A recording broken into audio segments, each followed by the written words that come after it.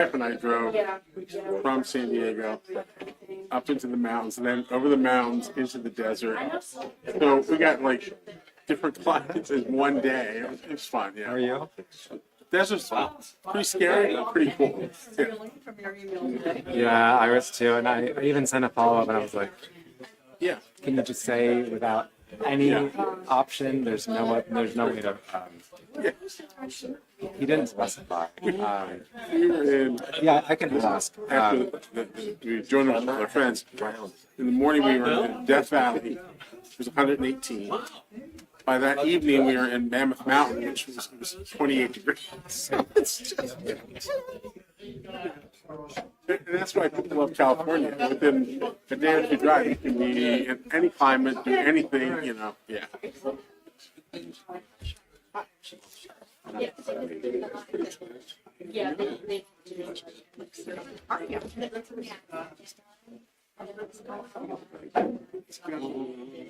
I used to make them as colorful shoes, but it's going all the way, baby. Yeah, man. Yeah. He no longer. Yeah, no. He's letting loose. Good, how are you? Colors All right. shining through. I knew you were going to go there.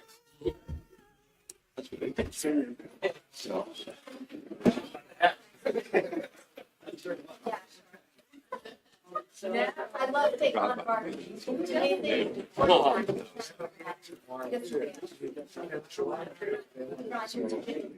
Good evening. It's very fine. Thank you. All righty.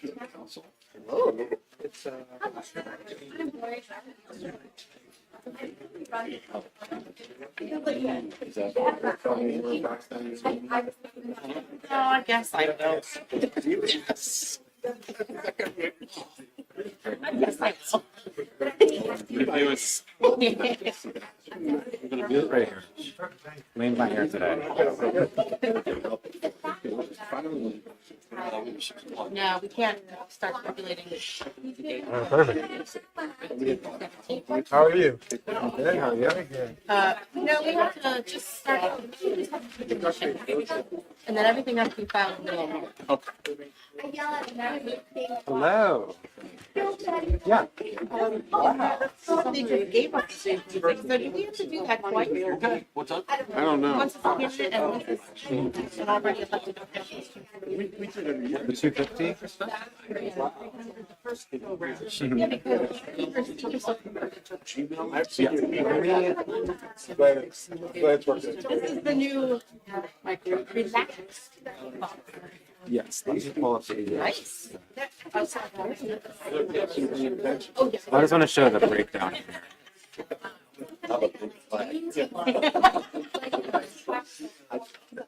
That was hilarious. And then I did it. And then I did it. I So- watched to the very end, and then like I. This first one and is then it came the back on, and at the end, I 676 felt like from the initial 976 LSA request. no. This second one is the 300. This one It is there. Yes. has been the grant that we're pulling all of the Dirk and San Antonio charges. So that's this grant. That's what we're Down there, remember? Yeah, so this is the remaining balance of that grant. That's the GMP donation, and then this is just the breakdown of all the expenses. LSA grant, I'm also live and on the air. So I can also give it to That representative. that was specific for sidewalk and streetscape improvements. That's what was in the application that was submitted. That's back when that money was available. It was requested that that be applied for That was the first LSA grant. the second one. So when you applied for the 908, you received the 500, Official. and then there was the 250 Keystone. And when we submitted that application, I was told to submit it as sidewalks and streetscapes. So that's what that money is for. I can ask. I doubt if they wouldn't allow the 500 You know what I was B doing? and C to reallocate for phase Sure. A. I doubt that they would allow over 250. Hostile work environment. Yeah. Say what? Or just- He didn't say. Yeah, Right. I would just assume that it's because it's meant for phase B and C. Because I was like, well, we can't fund phase A.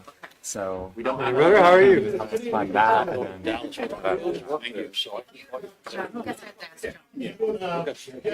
Well, I mean, I'll be honest with you. that's where we're at. But yeah, I'm good. How are you? he didn't give a reasoning as to why.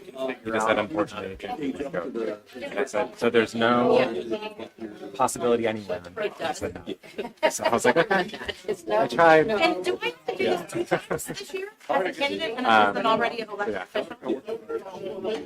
Oh, I just got 2 different answers. Thursday. I disagree because she's not checking the boxes. Yeah, because which box do I check?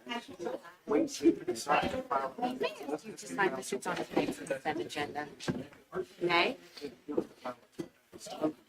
I already did mine. I'm gonna. Or I could just do it now, print out 2 with 1 box checked. Just the one. Good. Pass it to Bob. We'll check both boxes. Bob's not here. You're actually declaring. Good, how are you? Play I hard. understood that it was gonna be this hard. I know. I understand. I'm sorry. No. I'm driving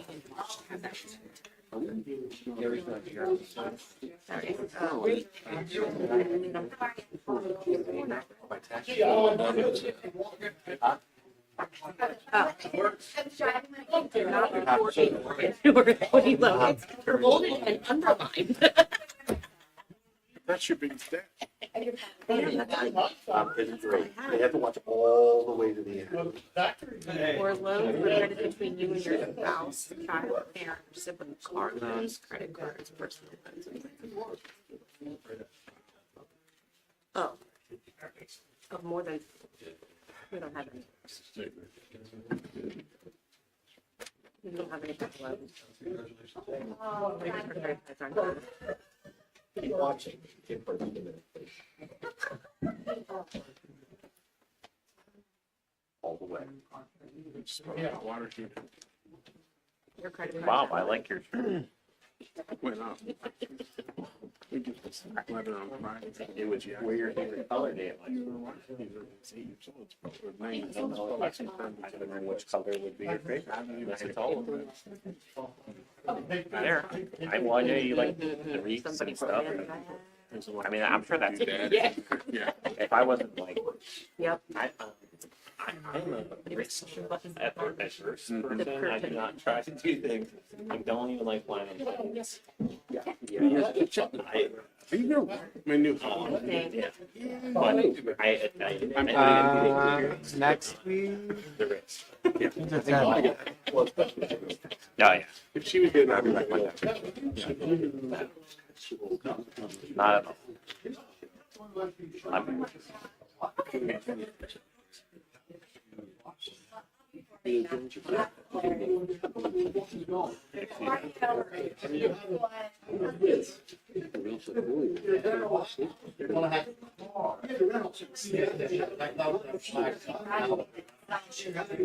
Yeah. So she's doing school. Yes. She's so busy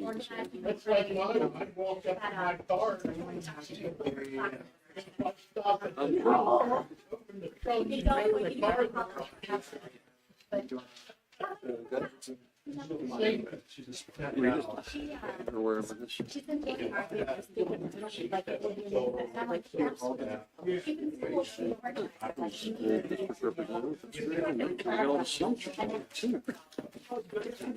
and then somehow they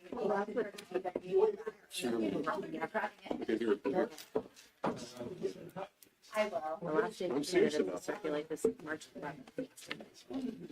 Or drop out.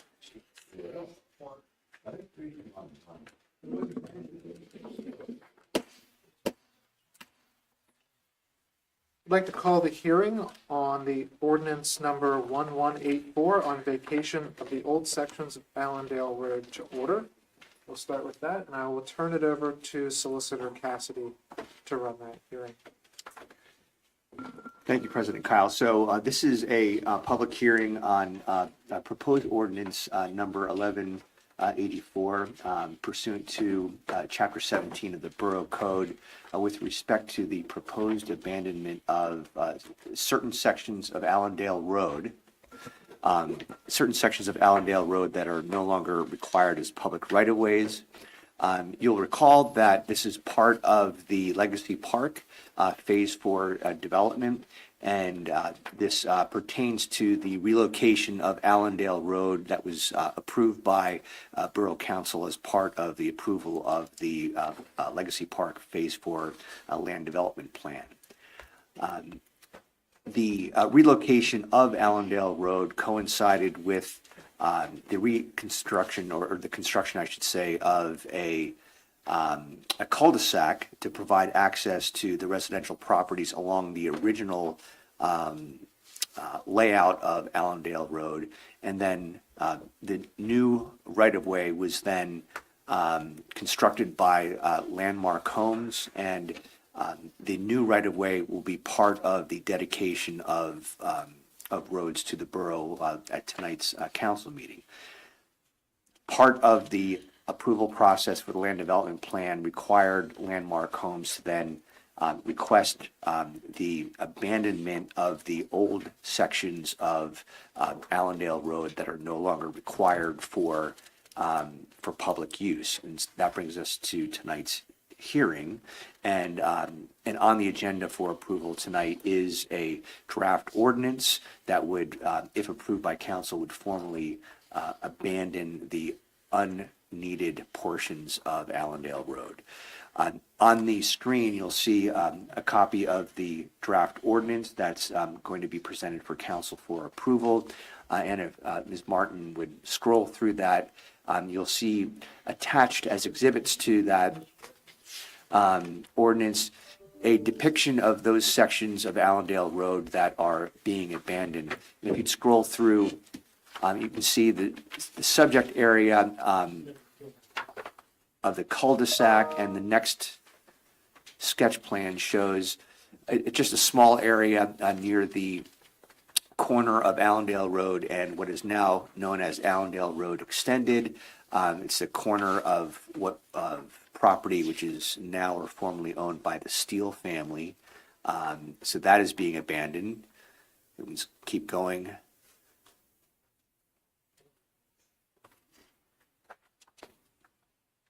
The next. Then we have here a section of the old Allendale Road right-of-way that is being abandoned and highlighted in gray. That would become part of the property that is now or formerly owned by Chrysler. And then you can also see in that plan the newly constructed cul-de-sac and the layout of the former, or the old right-of-way, if you will, of Allendale Road and its prior layout. And then Sarah, if you'd scroll further, and then here we go. So this highlighted gray area is the old layout, or right-of-way, if you will, of Allendale Road that's being abandoned. And that is lands that will then become part of the two residential properties that are depicted in that sketch plan, where as a matter of, by operation of law, title to the abandoned right-of-way will revert back to the property owners as depicted in that plan. So that is what is being proposed.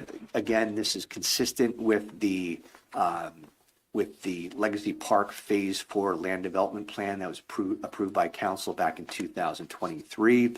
This is just housekeeping as from a legal perspective to abandon the public right-of-way. And this procedure or process is mandated or required, if you will, under Chapter 17 of the Borough Code, Title 8 of the Pennsylvania Consolidated Statutes. So with this public hearing, it's an opportunity for council members to ask questions, and certainly for any interested members of the public, if they have any questions or comments related to this proposed abandonment, now would be the time to speak up. So with that being said, Mr. President, I'd turn it over to you, or I can entertain any questions that council members have, and then we can ask members of the public. Are there any questions from council? No. Are there any questions or comments from members of the public? Hearing none, I think We can adjourn the hearing. we can conclude the hearing and adjourn. And I will call to order the Borough Council meeting, regular session of February 4th. And we'll start with the announcement that the meetings of Mechanicsburg Borough Council are being recorded and live streamed for the purposes of transparency and increased public access. The live stream, along with the recordings of previously held meetings, can be accessed on the borough's YouTube channel. And now we will have the Pledge of Allegiance. I pledge allegiance to the flag of the United States of America and to the republic for which it stands, one nation, under God, indivisible, with liberty and justice for all. Roll call, please. Here. Present. Here. Here. Here. Here. Here. Present. Here. Present. Here.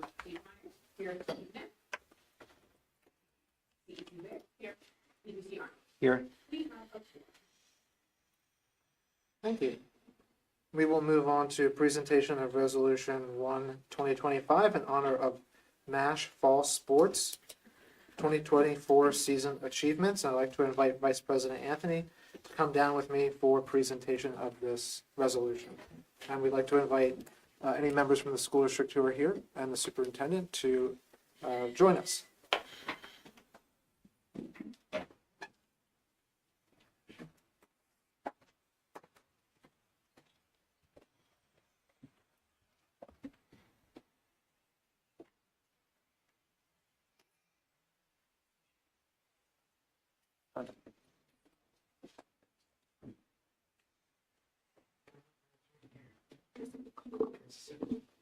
Okay, good.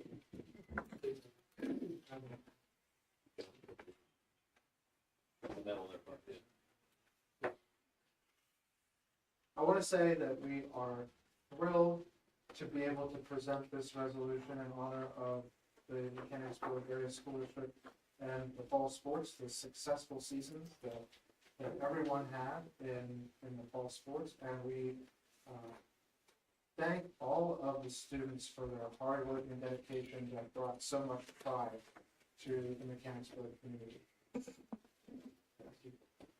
I'm going to read the resolution. It's Resolution 1, 2025.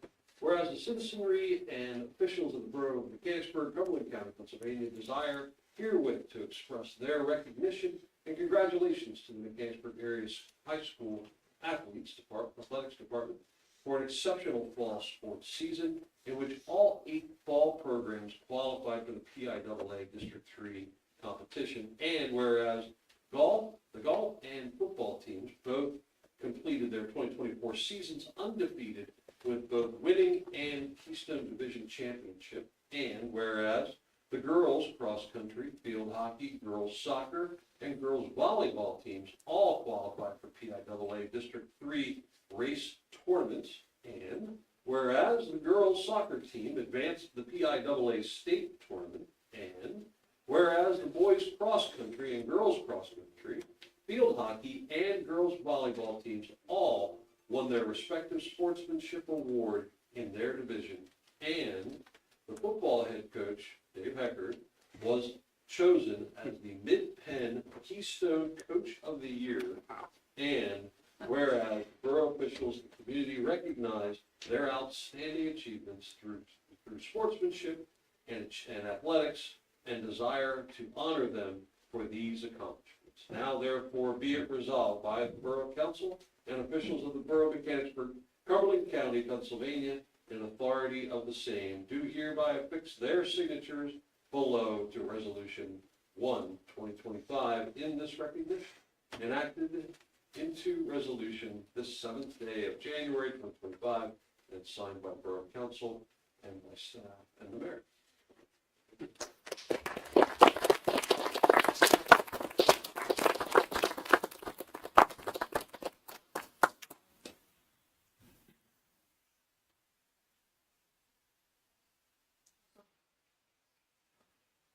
If I may briefly, just share a thank you to the council, to the citizens that are here.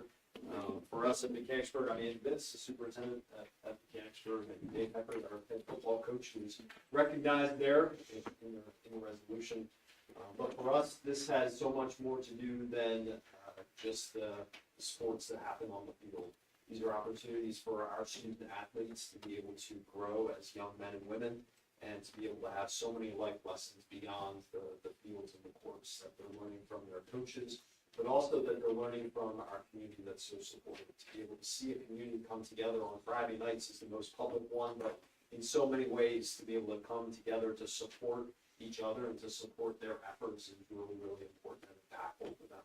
Over 10,000 people logged onto our YouTube channel on the night of our final football game to be able to watch our Wildcats play the toughest game that our opponents faced all year, and really, really make us proud. And that's just one example of all the ways that you all have supported us. So thank you so much. Thank you. Reading the junior council person's report, I feel like we'll be back here after the spring season as well. So I'm off to girls basketball game right now. Thank you, guys. Amazing. Congratulations. Thank you so much. Let's see.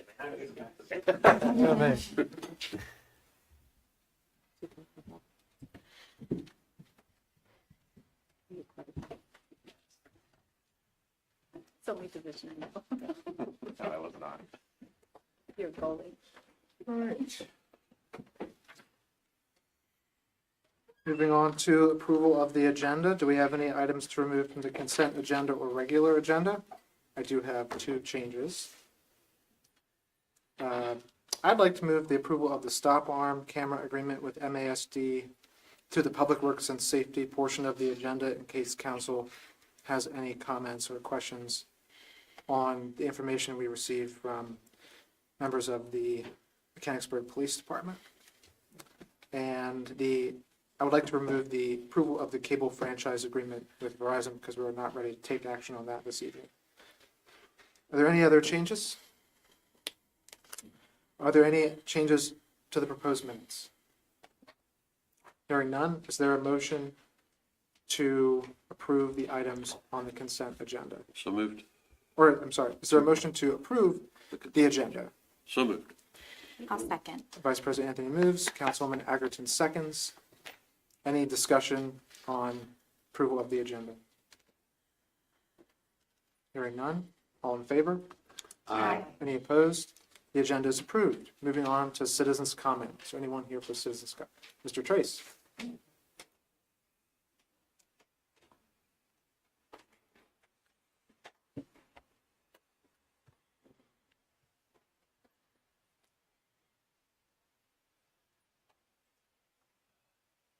Ron Trace, 304 North Arch Street, private citizen tonight, not president. We've had two, as opposed to the past, two minor snow events this year. As many of you know, I like to walk. I walk all over the borough. Back by Finkenmeyer Park, all the way down to the end of Apple Drive, up to the high school, all the way back town to along Edgewood, all over. We have an ordinance. It's under Chapter 5, Code Enforcement, Quality of Life. It's ordinance number 1158. It was enacted April 3rd, 2018. One of the things they have in here is, let me find it here. As far as under the section for violations. section 10, or paragraph 10 under this, snow and ice removal from sidewalks. Every owner, tenant, occupant, leasee, property agent, or any other person who is responsible for any property, including a business proprietor within the Mechanicsburg Borough, is required to remove any snow or ice from their sidewalk within 24 hours of the cessation of said snow and ice falling. Furthermore, they must create a path free from any snow or ice, a minimum of 4 feet in width from the sidewalk, of said sidewalk. If the sidewalk is less than 4 feet wide, snow and ice shall be removed for the entire width of the sidewalk. Snow removal from ADA ramps are included in this section if the property has one installed. And then no person shall throw, shovel, cast, or otherwise place, pile, deposit, or dump snow, ice, sleet, and or freezing rain removed from sidewalks, walkways, driveways, or any other locations onto any street in the borough of Mechanicsburg. Makes it very difficult to walk when people who have the ability to do it, I'm not talking elderly people, I'm talking about people who are actually younger than me, do not clean off their sidewalks. My neighbor did not clean off her sidewalk. And she doesn't care. We're forced to walk in the street because I am not going to try to walk in 3-4 inches of snow on a sidewalk that has not been cleared. A week after the snowfall, there are still sidewalks that had not had the snow and ice removed. And it's difficult. The borough has in here who they designate as ones to enforce the ordinance. It is difficult to enforce the ordinance when you don't even take care of your own property. Finkenbinder Park, Green Street sidewalk was okay. That was taken care of. Factory Street was okay. Arch Street was not done. That side, that was not done. So it's like, how are you going, if someone say someone from the police department, codes, or someone else would want to try to enforce it, all that person's going to have to say is, why aren't you doing your own sidewalks? So many sidewalks did not get cleared off until the next weekend, 1 week later, because of it melted. That's it. Thank you, Mr. Trace. So Appreciate it. it needs to be enforced because we have another event coming up right now. On Thursday. Any other citizens comment this evening? Mrs. Stoner.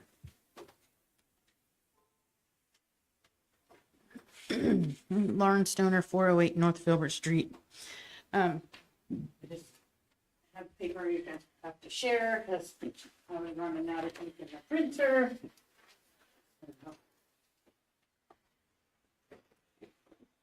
I'll explain what that is here in just a second.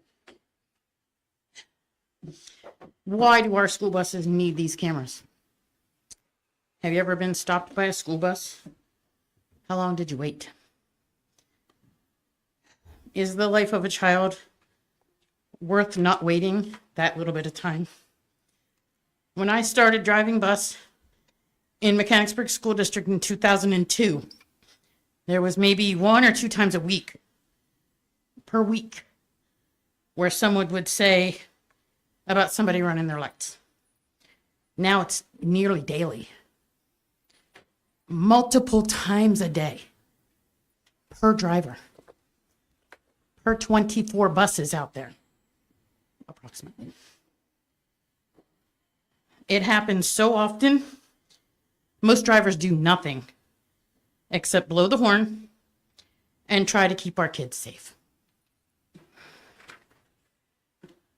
When a vehicle runs the lights of a school bus, it takes a miracle to get all of the information that is asked for that person to be held accountable. Split seconds for us to get all of that information.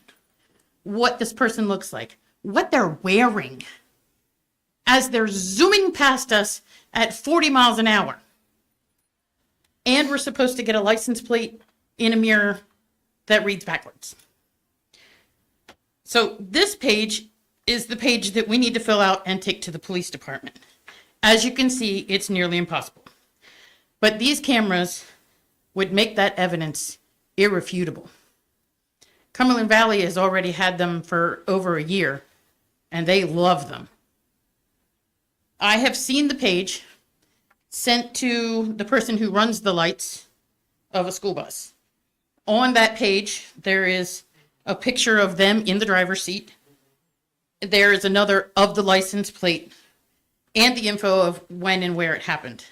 This is all recorded by these cameras. There's a triple camera that's positioned on the side of the bus just behind the stop sign that comes out. And it can get a picture of the car coming towards us, right beside us, behind us. There's one on the back of the bus, and there's one on the other side of the bus catching somebody running that way too, because that's happened. So these cameras are lifesavers. I want you to think of your own family and how devastated you would be if something happened to one of them and no one was held accountable. Thank you, Mrs. Stoner. Anyone here for citizens' comment? Seeing none, we'll move on to the consent agenda. Is there a motion for approval of the items on the consent agenda? So moved. Vice President Anthony moves. Is there a second? I'll second. Councilwoman Agerton seconds. Any discussion? With reflecting the changes that you already made. Yes, reflecting the changes from earlier. Hearing none, all in favor? Aye. Any opposed? Consent agenda items are approved. Moving on to the regular agenda, Finance Administration and Ordinance. I'll read off the agenda items since the manager is not here tonight. Discussion and action to adopt Ordinance 1184 vacating old sections of Allendale Road resulting from realignment of public right-of-way for Legacy Park Phase 4. Is there a motion? So moved. Vice President Anthony moves. Is there a second? Second. Councilman Burek seconds. Any discussion? Hearing none. This is an ordinance, so it's a roll call vote. Yes. Yes. Yes. Yes. Yes. Yes. Yes. Thank you. Discussion and action to adopt ordinance 1185 establishing requirements and expectations as part of the tax collector's compensation. So moved. Councilman Burek moves. Is there a second? I'll second. Councilwoman Agerton seconds. Any discussion? Hearing none. Roll call. Sorry. Oh, yes. Yes. Yes. Yes. Yes. Yes. Yes. Thank you. Vice President Anthony, you have anything else for Finance Administration? I do not at this time. We've been having some meetings about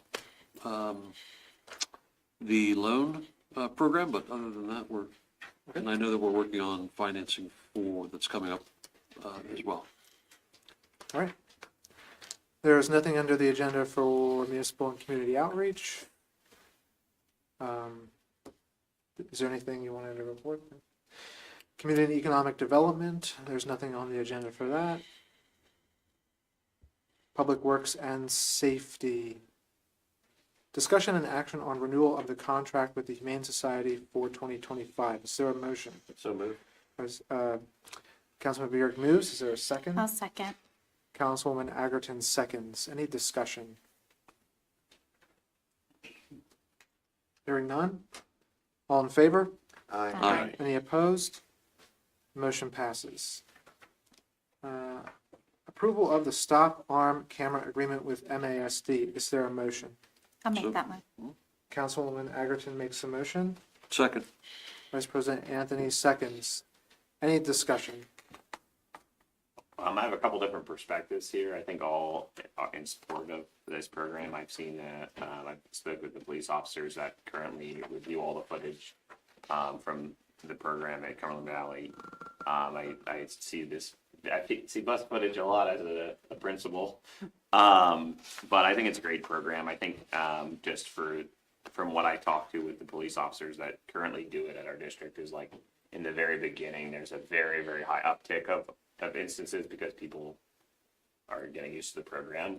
So they have more time they have to review footage, which seems insurmountable. But then once people get used to the program and it definitely has shown an increased safety for students and drivers and so on. So it's been really cool to watch it from that perspective and then have it come to our home. Is there public awareness created? Is there any kind of social media, or can we get it into the newsletter, or? I think that would be appropriate because I think the way that they rolled it out at CVE is that like the first chunk of time, it was like hey, like we're doing this now and this would be a fine. And then like after that period, it went to where you're receiving the fine. But again, I don't know what would be best case or what fits our needs as a municipality or as a school district. But there definitely needs to be some sort of communication. Otherwise, yeah. I've seen a lot of like social media lately on these cameras and the bus stops. So I guess like I think we should do education, but I also think enforcement's really important because I would imagine that enforcement of this is next to impossible when you're filling out a form like this. Chief, how often do we like catch people doing it with these forms? It's probably hard. We used to get more of it. I haven't seen any lately. Yeah, people It drive. is difficult to get hold of it. Yeah, people drive so fast, and I know like when I'm going up Trindle on the way to work, I watch people just go right past school buses all the time on either side. And I've seen people even pass them on the shoulder. So I believe that it's a really good program. I'm excited that we'll be able to do it. I also think a lot of people aren't even aware, of their responsibility, especially when it comes to I believe one that like when there's a median in the middle and there's like stuff like that. Turning lanes and yeah, stuff like that. Yeah. That people I just don't think are aware of. But I think that'd be again a good opportunity for PR from our municipality to work on that in collaboration with the district. I do remember a certain council person making videos, and maybe we need to make another video series. I mean, I think I might. Do we have some community volunteers with a council person? I'd be able to be part of the team, but I don't know if I have the same skills anymore. Yeah, I just think that's much. I agree. I think that people, like, I do think it does get confusing if there's like a turning lane and stuff like that. I always err on the side of Stop 700 Yeah. feet that way. like school bus drivers are probably like, come on, let's go. But yeah, I think we should definitely do something to help support that because it's just too many people putting our kids at risk. People drive like craziness. Well, and people don't even realize they get a warning with the yellow light first and then the red light. And the red light is when the cameras they are always recording, but that's like that clip starts at the red light. So it'll like filter all that out and then the police officer reviews it and then kind of decides like, is this like a firm violation or is this more of like educational or is this like not a violation? Because sometimes it picks up on stuff that isn't a violation. Do they get points with this or is this just simply a fine because it's a recorded thing? My understanding of the agreement that we're entering into is that the company that is putting the lights on the bus is going to be the one that's dealing with the citation. Okay, I saw there was no points though, right? no points. At least that's what I thought. That's That's what I saw too. Yeah, I think. So what would Fine, be but no the, points. what would be the time involvement for the Mechanicsburg Police Department? Well, nothing. I mean, the company that's doing it for Mechanicsburg is, when I read the agreement, it's all them. It's nothing else. The police officer doesn't review it. I thought it said. The agreement requires Mechanicsburg borough police officers to review the footage. So there's the time investment with respect to the violations. And so in full disclosure, I serve as solicitor for Cumberland Valley School District, and I reviewed the agreement Cumberland Valley had with the same company. And when we worked with local municipalities initially to propose this program, there was concern on the part of some municipalities within Cumberland Valley School District about the time investment involved with pulling their officers off the street and having to review these violations, and then not only process the citations, but then for those drivers who appeal the citation, having to appear at the district magistrate judge to go through that process of the summary offense. All of this work is being done at the cost of $25 of revenue, if you will, or the revenue that's paid to the borough as part of the citation if the driver is found to have violated the law. So the point being is that there's not a significant amount of revenue being derived for the services provided by the district as it relates to reviewing these citations. That's not to say it's not a good program. It is a very effective program, and it's a one that's critical for public safety and as it relates to the safety of school children being transported on school buses.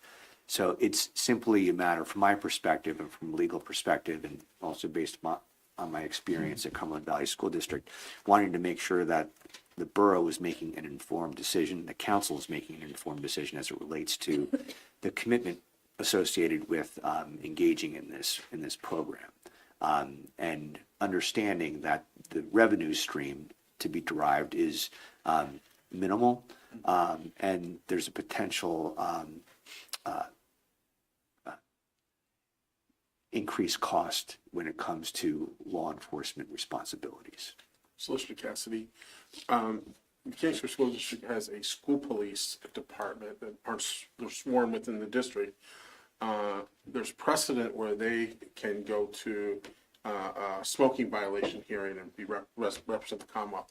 Could something similar be possible for a trained school police officer, for example, to take on this task? So it's a good question, and folks are probably familiar with school districts employing what they call SROs, school resource officers.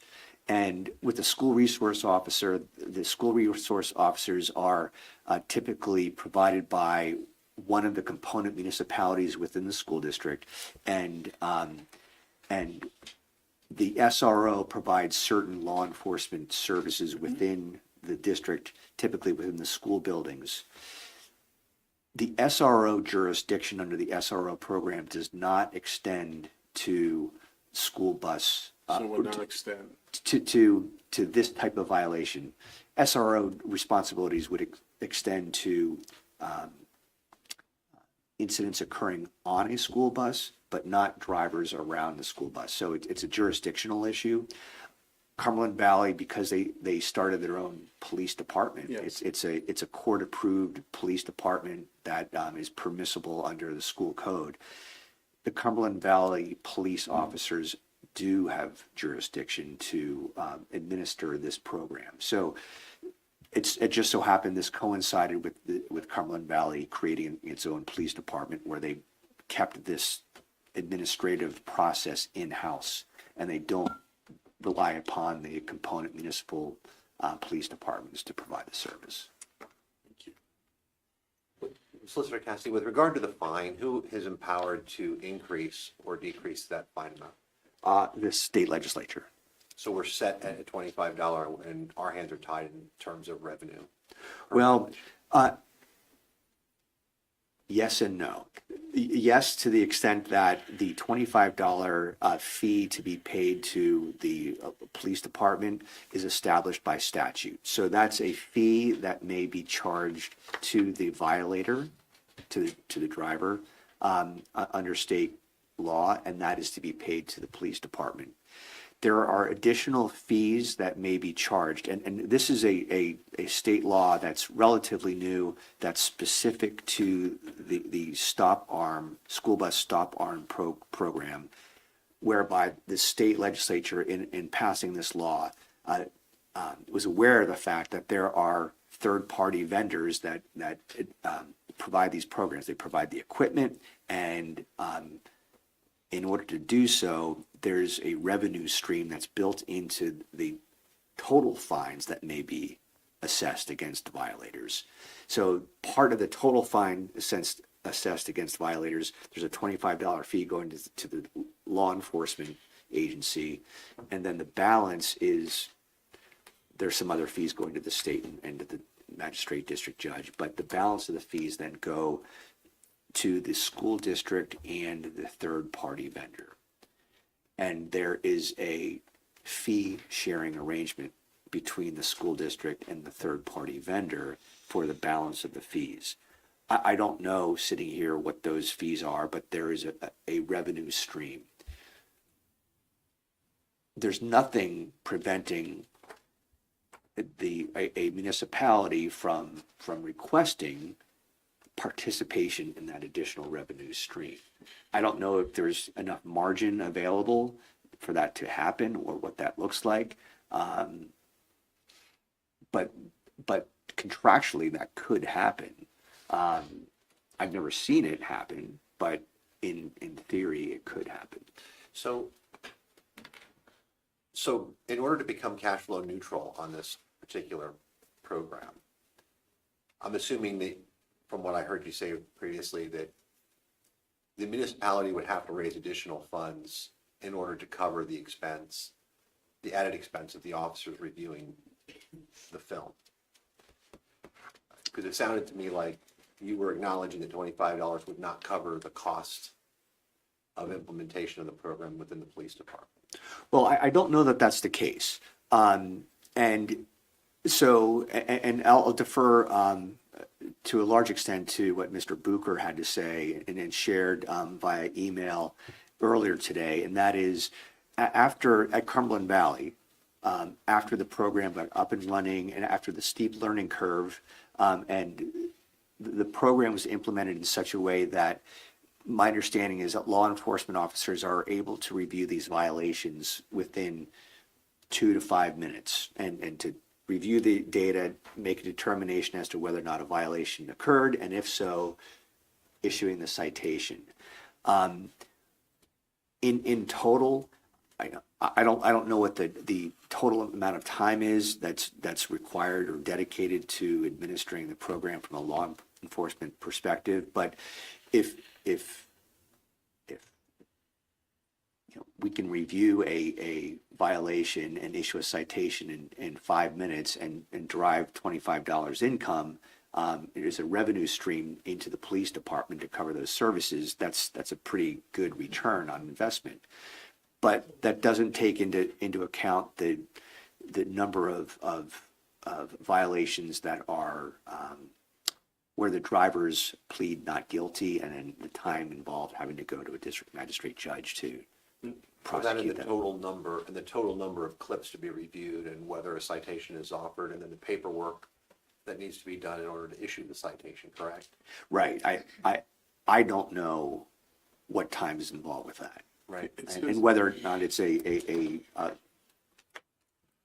losing proposition Is from a someone financial standpoint. pre-screening this in other municipalities, exempting Cumberland Valley because they have their own police department? But is the company implementing this pre-screening and then sending over suspicious clips to the police, or are the police having to look at every clip?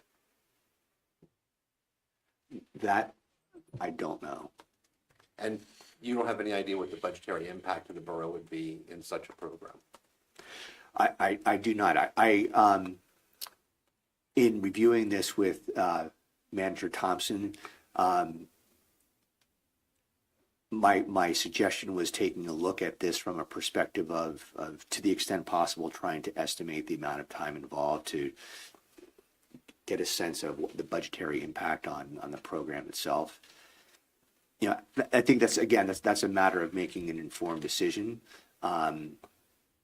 It's not to say that even if even if approving this agreement and taking it on as a loss, it has to be balanced against the increase in public safety associated with these programs. So question on that. Like my colleagues, I'm in favor very much of keeping our kids safe. There's no question. I mean, that's a given. But it is important to understand the budgetary aspect of the program and to see where we can have an offset. What is the agreement obligating the borough to? The agreement is obligating the borough to provide these law enforcement services in terms of reviewing alleged violations of the law as it relates to the stop arm and stop lights on school buses.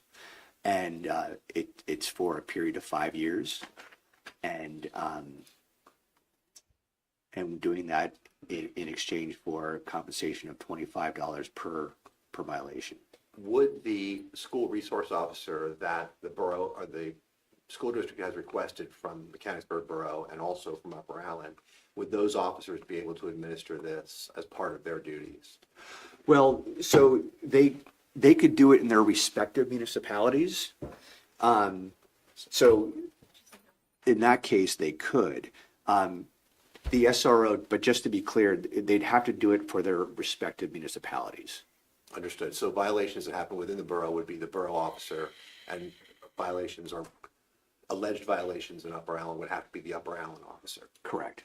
And does this agreement address that specific point? Because as we negotiate with the school district with regard to the sworn officer that is supposed to be servicing them, I don't believe we've addressed this issue in that agreement.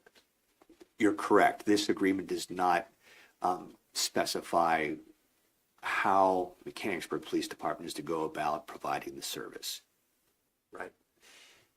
So I'm sorry. So to my colleagues, I think it's a great program. We want to keep the kids safe 100%, but I think we have not finished our discussion with the school district on this. And considering the fact that we have an unknown expenditure, I mean, I don't know where the metrics are. There have to be metrics somewhere.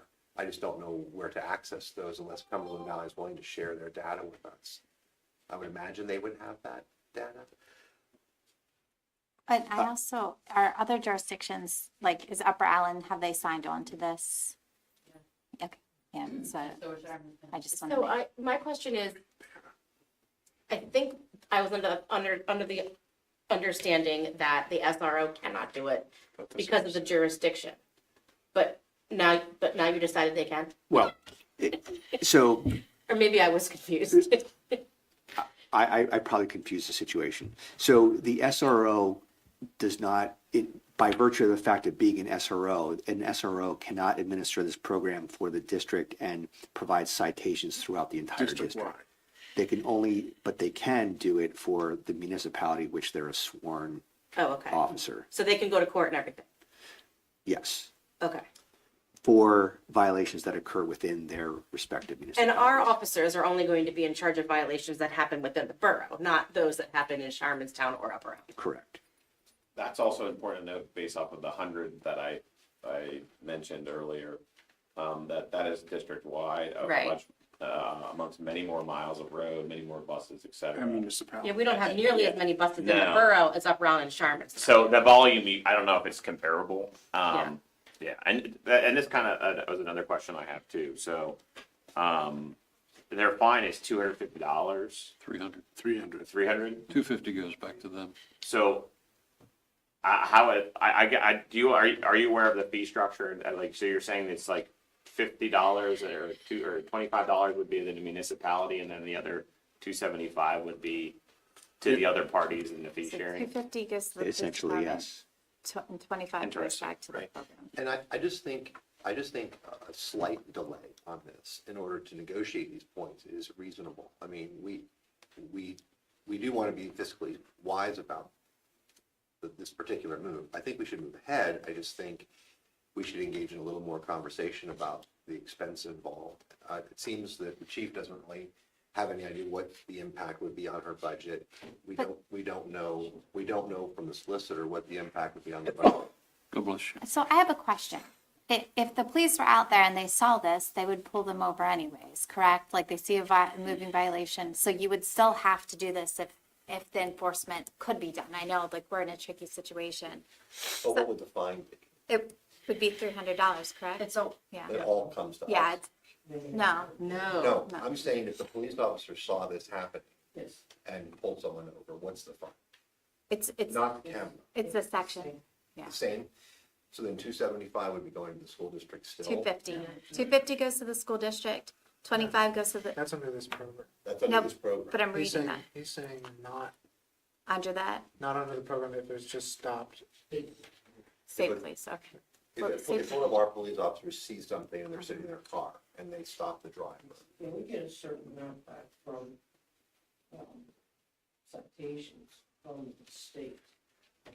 And the rest of it goes to promise. do you have any idea what those numbers are? Yes, before it was $12.50 per citation. 12 $12.50 So we're per making money. citation for a school bus violation? for any. And then are we keeping anything additional to that? No. I mean, I would argue that having a police force is not, like, you're not making money on a police force, it's the safety that it provides, right? Like, I don't know. That's what they're.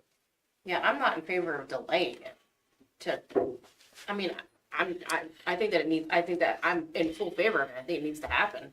And I think that we get $25 is decent, especially if we got half of that from other tickets, a speeding ticket, say. Do you get $12.50 from a speeding ticket? Is the term, Yeah. what's the term of the contract? Is it 5 years. 5 years?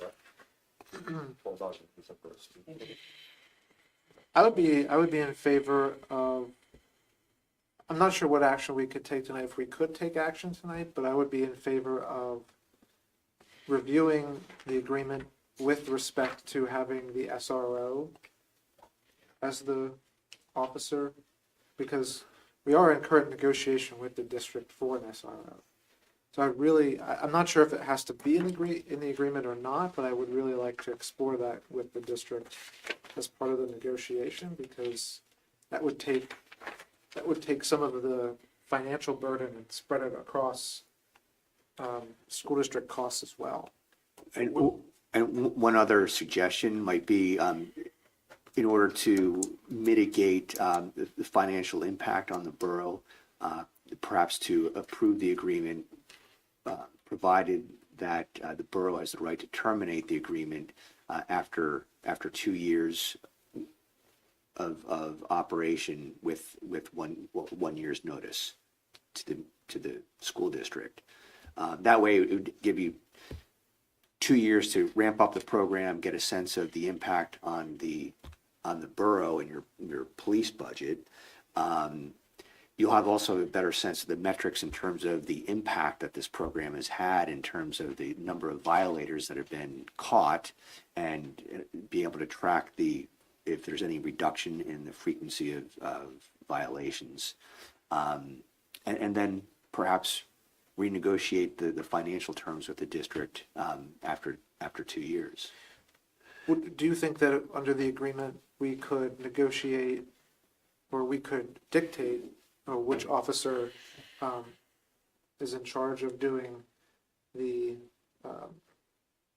citations, and that officer would be the SRO? Do we want to limit ourselves? Like, what if we have someone who's on light duty or? I'm not saying we limit ourselves, I'm saying we need to have that option. I agree with that. I just think that slowing it down, I don't think we're gonna be able to get like a windfall to balance. like, I'm not whatever. suggesting that. Yeah. But I'm suggesting that we give ourselves the option of having the SRO do it. District, really, to say whatever they want to say, police department is assigning that officer as the district resource officer. You can have him or her do whatever we want. Because they're your employee. So as far as this contract's concerned, or this agreement's concerned, there's the borough reserves the right to determine who's going to be reviewing the citations. So I don't see the need to include anything like that in this agreement, but I do think it would be appropriate, if the borough is so inclined, to include that in the SRO agreement that the district has with the school district. I'm sorry, the borough has with the school district, to make it clear that there's an expectation that in the context of providing SRO duties, that the SRO is going to be reviewing these violations. Now, again, I don't know how much time that will entail from a law enforcement perspective in reviewing these violations. We need to balance that with the goals and expectations of the SRO program as it relates to law enforcement interfacing with students and having a presence in the schools. That has to be balanced. Would would the council members who made their motions be okay with the 2-year period of time with a 1-year extension and approving the agreement tonight? I think so. Does it, Solicitor Miller, does it make sense to just specify that the Mechanicsburg Police Department will assign the officer Duty? to the that is performing these duties? In other words, make sure that we're clear that the SRO can be included as. I don't think it's necessary in this agreement, because it's implicit in the agreement that the Mechanicsburg Police Department is assuming the responsibility for reviewing it, and it does not specify how we're going about. Okay, as long as you feel that we have the flexibility, I'm fine with that. And I'm just curious, because there's been several references, and thank you very much, Councilman Bucher, too, for your expertise in this. I'm just curious. I'm for the program. I'm for protecting the kids. Is there a rash of problems? I mean, I'm not saying there aren't people doing things they shouldn't be doing. I'm saying, God forbid, are children getting hurt? I mean, are we having? Well, I'll point to two things. First was the public comment from Mrs. Stoner as an experienced school bus driver and the increase of incidents. Number one, but also the difficulties that it's typically the school bus drivers up till the advent of programs like this. Law enforcement has largely relied upon school bus drivers to write down the license plate number, model, make of a car, and giving that information to law enforcement to hopefully maybe track down the driver. But that's been very challenging in my experience as a school district solicitor. So anecdotally, we have it here tonight from an experienced school bus driver. Right. There's been an increase. The marketing material that this company has, that they can provide data nationally, what they have seen in terms of implementing these programs and the frequency with which they find violators and that they can videotape violations is it's mind-blowing. Is it really? It is. It's scary to think that even if 25% of those violations occur, it's a lot more than you might imagine. I think it's because the camera technology is so much better than it used to be. And just on social media alone, I've seen there must be some kind of marketing going on for this kind of technology right now. But I'm watching it on there all the time with people, violating it, going past schools. But I think we also have to, all of the build around us with the traffic and then everyone being so angry about sitting at red lights, people just speed and they ignore everything. That's the reality of our traffic situation. Road rage is on the rise. All of those things, I think that makes it a little bit more dangerous for everybody. Well, one other thought for my colleagues here. Instead of us spending money to create a public awareness campaign, whether it's video or with other things, maybe we can turn to the school bus company or the camera company and see what resources they have that they could share with us for free and that we could utilize as a public awareness. I mean, they should have some skin in the game in that, I think. The more we get that out, the less it will cost us. I think so. Yeah. And it also improves the safety, and it also puts the drivers on notice that Mechanicsburg is a zero tolerance for school bus violations.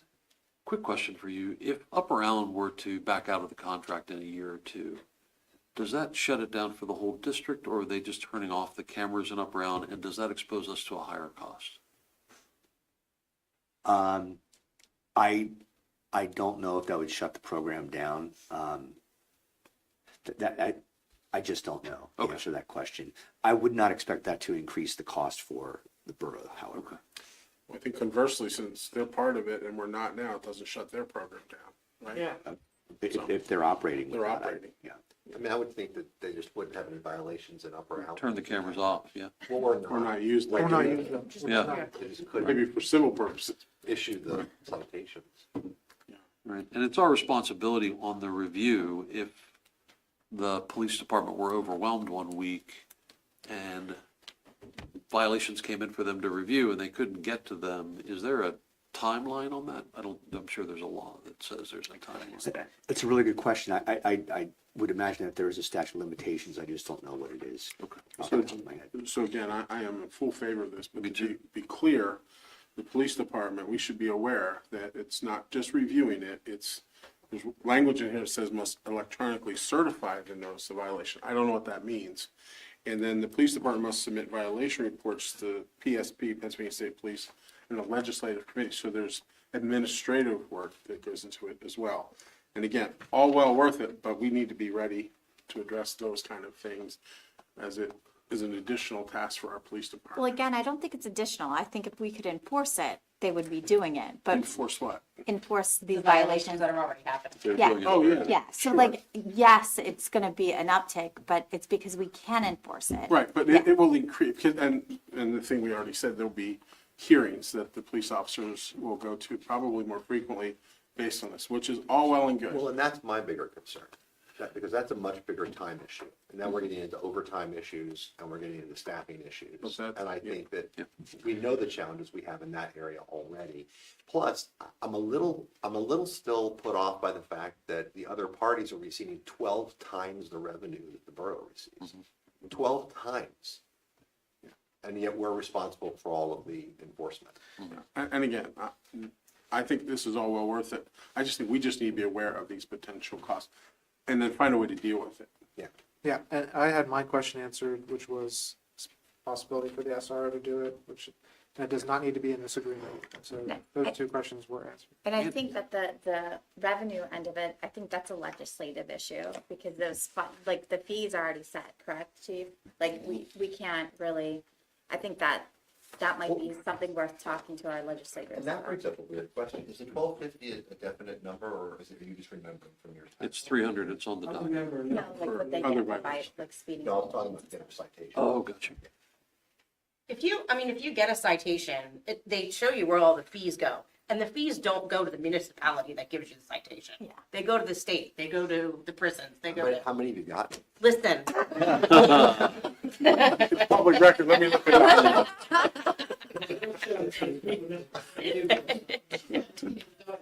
So She's not gonna do. we also have another question on the table, which is the term of the agreement. Is there, between the two council people who made the motion, is there a preference for the term?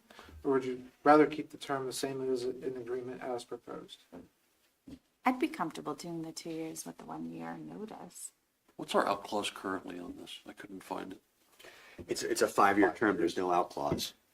Oh, yeah, I don't like that. I think we limit it. They're just option. Yeah. It's a negotiating point. Okay. I don't recall who made the motion in the second. So. Well, Well, I just have a quick question before we move forward though. Like, so like our motion is for the top agreement, right? And then there's a secondary agreement. Our that's motion is for the agreement with the school district. The school district already voted on the agreement with. With bus the patrol. Bus patrol, correct. So would we be bound by the information in bus control, in the bus patrol agreement based off of our agreement? indirectly, to the extent that our agreement states that we are agreeing to provide these services to the school district for as long as the term of the district's agreement with the bus camera company. Limited to 5 years? Well, the school district's agreement is for 5 years with the bus camera Or does company. this obligate us if they extend that agreement? Yes. Well, we need some kind of, Well, that's why I think it's a good idea to have the, yeah. I mean, you're the expert here. You've negotiated this in other districts. Am I being too harsh on that? But No, I don't think so. I haven't negotiated this in other districts, because, well, it was in Cumberland Valley School District. It's the only district that I've done this. And we didn't enter into agreements with the municipalities. We kept it didn't need in-house. to. Right. Right. So I think it's entirely reasonable for the borough to say, yes, we support this, and we want to move forward with this program, but we're not in a position to commit to this essentially indefinitely for 5 years and extended out for an additional 5 more years without having a sense of what the burden is going to be on the borough and the borough taxpayers as it relates to the law enforcement services to be provided. So this is merely a personal opinion. It's not really a legal opinion, but I think a 2-year term is appropriate in the sense that it gives enough runway to implement the program, see how it functions. It allows the law enforcement officers to get used to the administrative burden, functions, duties associated with administering the program. It gives the borough manager an opportunity to have a sense of what the cost is to provide those services, and you can then measure that against the revenue stream derived from the citation program. We can get a sense of the reduction in volume that's going to happen because it's in place. Absolutely. I'm in agreement. Yep. Yep.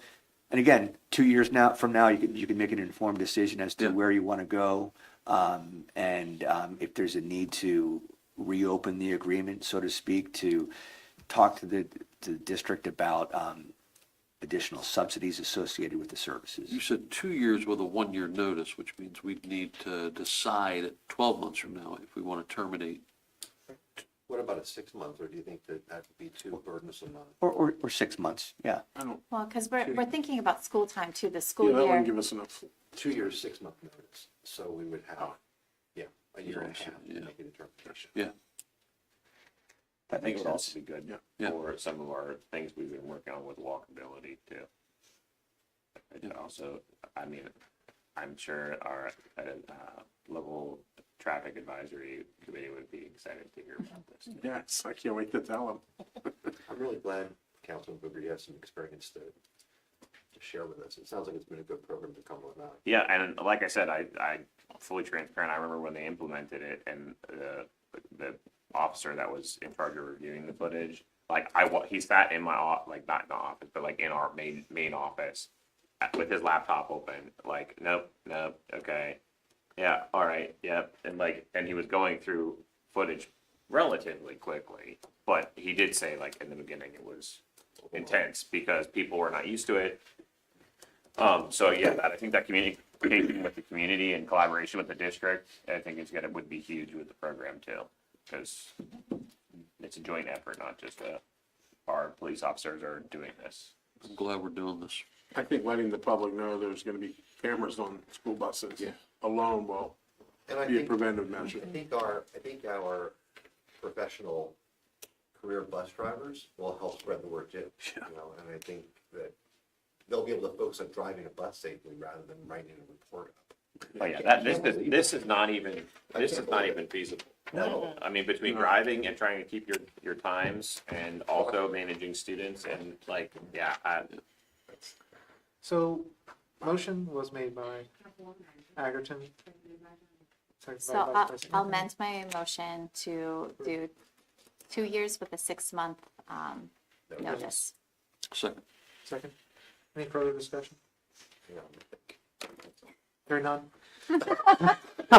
Thank you. All in favor? Aye. Any opposed? Motion passes. We will move on to property parks and recreation. Discussion on enforcement of recycling requirements. I believe we'll turn it over to APC Arnold. Yeah, so this was something that was brought up during one of the refuse and recycling contract committee meetings on the enforcement of recycling requirements for commercial properties, specifically ensuring that commercial properties that are not a part of the borough's program, paying the borough money, are adhering to recycling requirements that the borough has and that the state has. So they asked to bring it to council for your discussion on how to go about any ideas on furthering the enforcement of that requirement. Mr. Arnold, can you please flesh out a little bit what the current requirement is? What are commercial properties? What are you specifically discussing? What do they need to contract for outside of the borough? Sure. So any property in the borough, commercial or residential, has the option to utilize borough trash service. If they are to not use borough trash service, they have to contract separately. And with that contract is a requirement to have recycling with that. So when we have a property that is coming off of borough trash, we get that contract. It says they have trash and recycling services. The contract's 5 years. And typically we don't follow up with them until the expiration of that contract. But in that contract period, they could remove recycling service and not notify the borough. So what the recycling committee was stating is that they have, in the past, there have been violators that will get recycling service for a limited amount of time, and then they go back like 3 months later and the recycling service has been discontinued. So just making sure that there's some sort of enforcement to go back and make sure that they're continuing to follow our ordinance. Are the vendors who are providing the garbage and recycling services, with an insurance company, you can ask to be named as an additional insured and you can receive a notification upon non-payment of premium or notice of termination. Mm-hmm. Is there a way to have a reliable system where the vendors are notifying the borough as an interested party of a cancellation of a service? That's a great question that I will look into. Because right now we just ask the property owner to provide a PDF or printed version of the contract they have with the waste provider.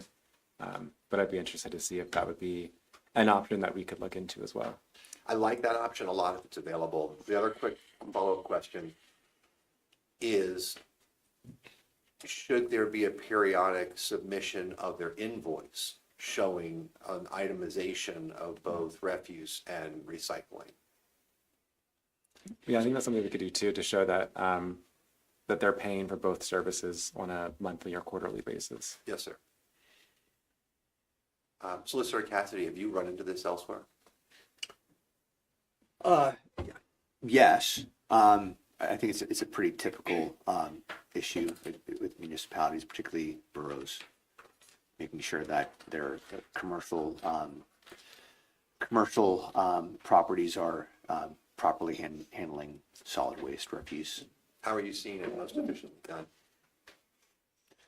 Frankly, I think in most cases it's done the same way the borough is currently handling it. Okay. So I can't, off the top of my head, I can't think of any municipality where I've seen where they've had a noteworthy, effective program overseeing this. Okay. How many commercial operations are we talking about within the borough, do you know? I believe it's about 400 units. And presumably their recyclable waste would be significantly higher than that of the resident. Yeah. Resident. And this includes commercial also, like apartment complexes as well, not just businesses.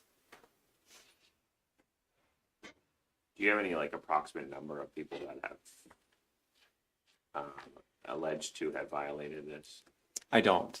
It's definitely an observation. So the recycling committee in years past was very vigilant and would walk the beats, so to speak. So I think that a lot of their experience is just observing and noticing some frequent violators. And so they just wanted to bring it to our attention to make sure that our intent was to enforce that ordinance and to make sure that we have a system put into place to make sure we're doing it. So I don't think there's any approximation. Either of those two paperwork solutions I like. Mm-hmm. I'm not sure monthly is an efficient way to do it, but quarterly perhaps, or semi-annual. Semi-annual, Mm-hmm. 400. That's a lot. But we also, I mean, yeah, I think semi-annually, I was gonna say, we do a lot of enforcement with commercial stuff, so we can. I was thinking of that. And I would even be in favor of having some type of automatic assessed fee if the paperwork's not submitted on time. That automatically kicks in until the paperwork is submitted. And we donate that back to our parks program, yeah. Since I we're like gonna it. use all that money. Thank you.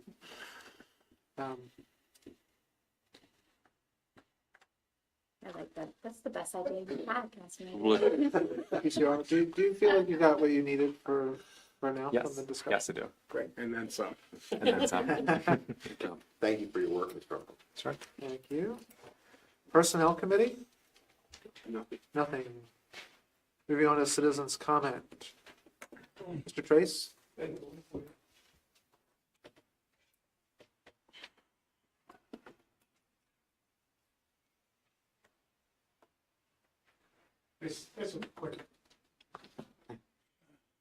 Ron Trace, 304 North Arch Street. In regards to that last topic that was brought up about the enforcement of recycling requirements, all you have to do is walk down Strawberry, see how many dumpsters there are, and see the lack of recycling, whatever, dumpsters or trash cans, whatever. There is none. These landlords and stuff who have these dumpsters, they don't recycle. They just throw everything into their dumpsters. And those dumpsters are overflowing all the time. Thank you, Mr. Trace. Anyone else here for citizens' comment? Yes, Ms. Yerick. Rebecca Yerrick, 210 East Keller Street. Related to the stop arm cameras, just want to let you know that there is an organization called Safe Kids Pennsylvania. It's a national organization, but we have a chapter here. It's actually headquartered now in Hershey, and they deal specifically in safety-related information and education. I used them extensively when I was with PennDOT for things like car seat checks and booster checks and safe routes to schools, those kinds of things. So they could be very helpful, as well as the PennDOT has a dedicated safety press officer. And I could see, when you roll this out, when you roll this out, engaging that person in publicity to help get the word out. So just a couple extra resources for you. Did you say you wanted to be in charge of that? I used to be in charge of that back in the day. Ms. Patella. Joe Metallo, 21 East Factory. On your recycling, I watched the garbage truck, man, they just, one truck come through and everything goes in the truck, especially this past weekend. So it don't matter. Even for us people, I watched the truck come in, both garbage can and recycle. Again, I encourage you to call the borough and report that every time you do that. He just did. Yeah. Every time you see it, Luke's gonna go out there and get Well, it. in the summertime, I'm not up at 5 o'clock, so. Anyone else for citizens' comment? Hearing none, we'll move on to other business. I'd like to give the first shot at other business to Mr. Arnold again, talk about the memo he wrote on federal grants and where we stand with that. Sure. So on January 27th, the White House issued a memo effectively freezing all federal grant and loan programs. As a result of that, I received a couple of emails from the grantors for our federal grants. One of those being American Forests for the Trees for All program. Since the 27th, a lot has changed and a lot of different things have happened. But up until today, the current advice from our grantors is to proceed with projects at your own risk, because they are uncertain of the ability to reimburse grant dollars for any expenses that are made from now until those reimbursements are processed. So the memo is detailing the grants that we currently have that are federal, and specifically detailing the quarry project, which is funded by 2 federal grants, both a CDBG grant through the county, which is funded by a federal HUD program, and the Trees for All grant, which is funded through the IRA. Just for council's awareness, this is $1,045,000 in grant monies that we're talking about, including a project at the sewer treatment plant, the DeGooder project, which was funded through the ARPA funds. So we're thankful that we have some clarity now, but we still would like to, I think, move ahead with these projects with full speed and make sure that that these projects get implemented while we have the funding. Can you, I apologize. Could you say that again? Because what I thought I heard Mr. Arnold say was these funds, we are proceeding at our own risk. And what I thought I just heard you say was we better do it while we still have the money, but we don't have the money. Some of the money. We have some of the money, and some of the projects are reimbursable. Right. So we need to move forward and get the projects done while we can. Are they reimbursing? So as of now, I haven't reimbursed any grants since this memo was sent out. Let me clarify, Mr. Arnold, I'm sorry. You have not submitted for reimbursement of monies that we have spent pursuant to an award of a grant? Since the 27th, no. Okay, just wanted to be clear Sure. on what you were saying. I'm sorry, Sure. Go ahead. One of the trickier grants is the American Forests Trees for All project, which reimburses on a quarterly basis. So their communications on Who's there? American Forests, Thank you. communications on spending grant dollars is that by March, they are not sure if they'll have the money to reimburse. By March, Yeah, Q2. right. So that grant reimburses quarterly, so I submit expenditures from January through March by the end of April, and those get reimbursed by the end of May. And they don't know if they can reimburse Q1 expenditures. Correct. So And Luke, can you tell like the community what that project was? Because I would like for people to understand the impact of what we were planning on doing and why that makes a difference. Yes, so that was a $500,000 urban reforestation project that focused on planting trees in disadvantaged areas of the community that were federally defined as worse areas for air pollution, and using these trees to mitigate that issue, provide shading from urban heating, stormwater benefits, climate benefits. So with $500,000, we were getting a lot more benefits with the trees that we were planting. And one of those projects was, like I said, the quarry project, which was opening up that space into a public recreation area. So I'm not okay moving forward and spending money that we're not sure we're going to get reimbursed for projects like that. The degritter, maybe. There are projects on here we absolutely have to move forward with. For what reason? The DeGooder project is one example. Well, yes, we have to move forward with that, but I mean, I don't know that I'm, no offense. How deep are we into the tree project? We've already spent, I want to say like $50,000 or $60,000, and the budget for this year was $121,000. This year being 25. Yes, And we've spent 60 and we've received back how much? all of it. All of it. So we have no money out that we haven't gotten back Correct. yet.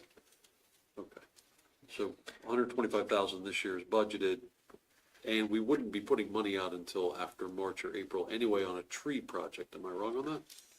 I For- think for what we planting could, trees, I think what we yes. could We have, would be? I think what we have Mr. Arnold do is put together what would be spent in the next cycle and have that be a guidepost as what our potential risk That's a good idea. is.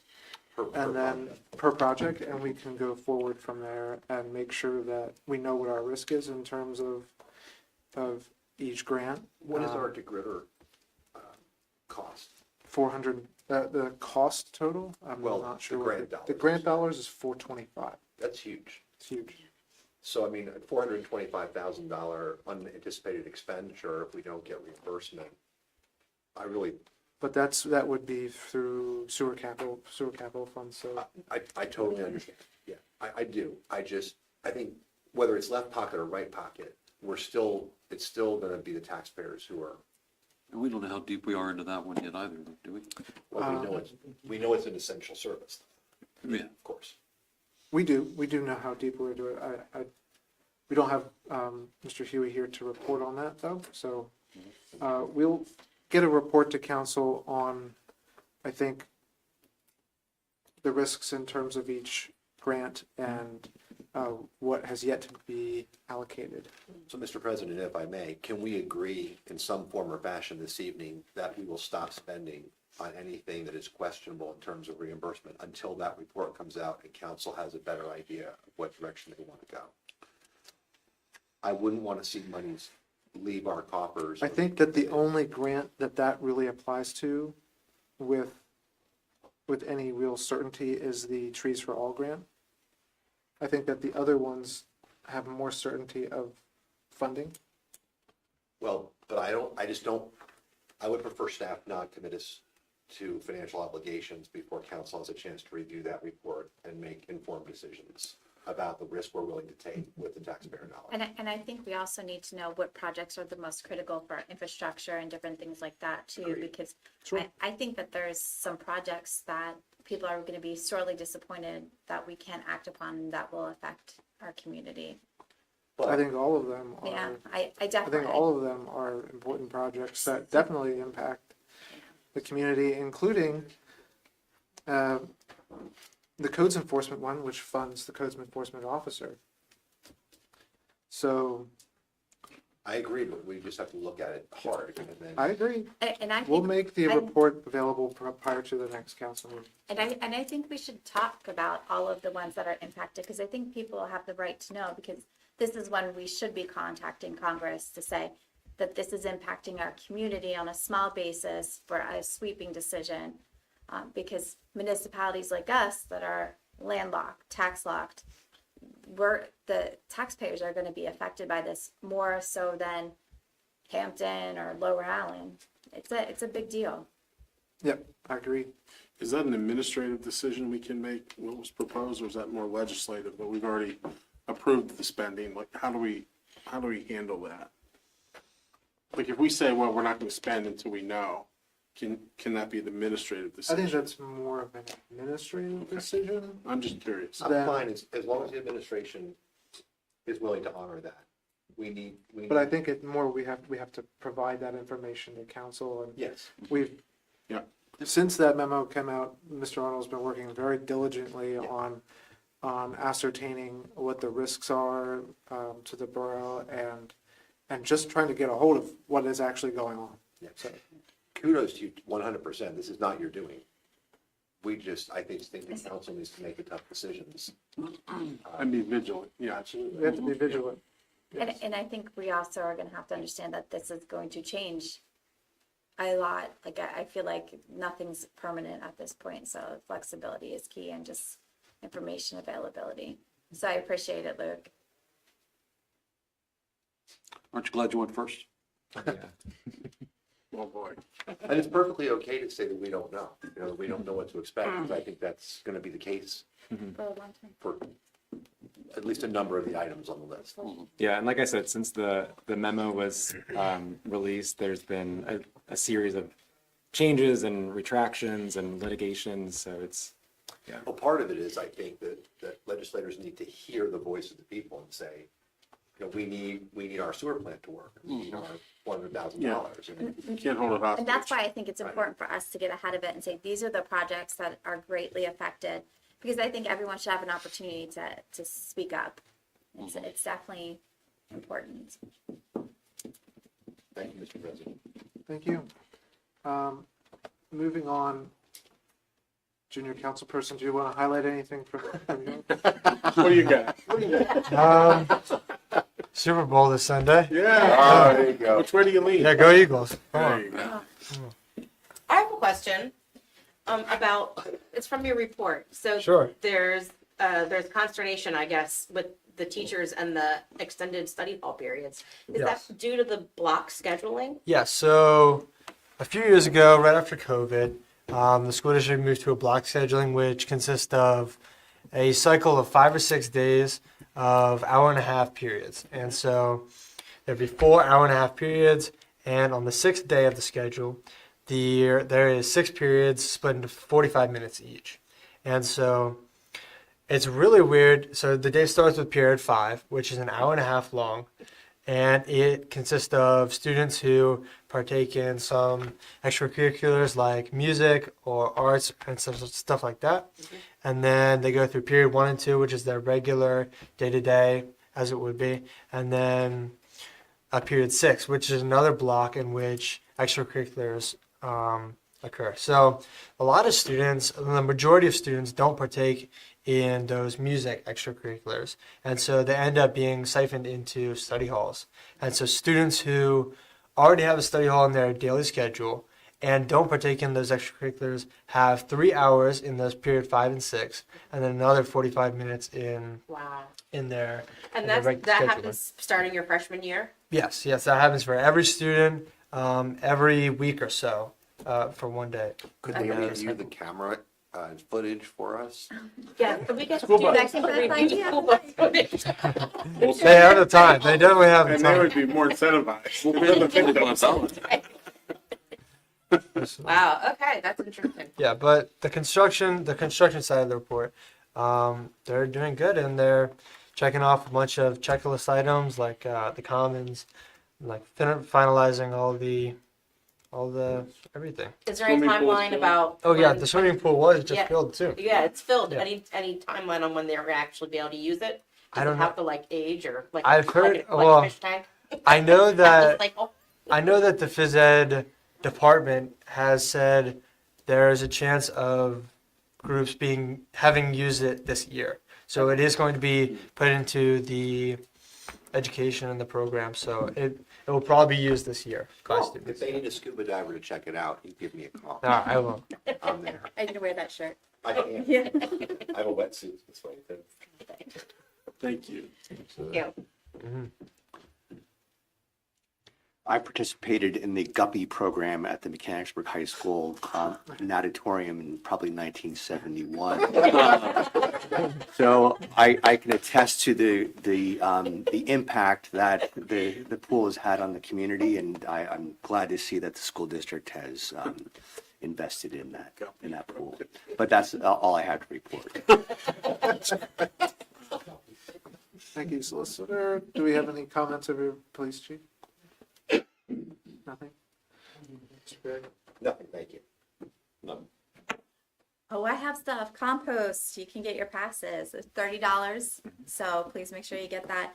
And then also we moved the cardboard dumpster down by the pool. So if you are into recycling, which all of you seem to be, please take your recyclables, the cardboard down to the pool area. It'll be really nice for you to get rid of it. Mr. Mayor? Yeah, nothing, thank you.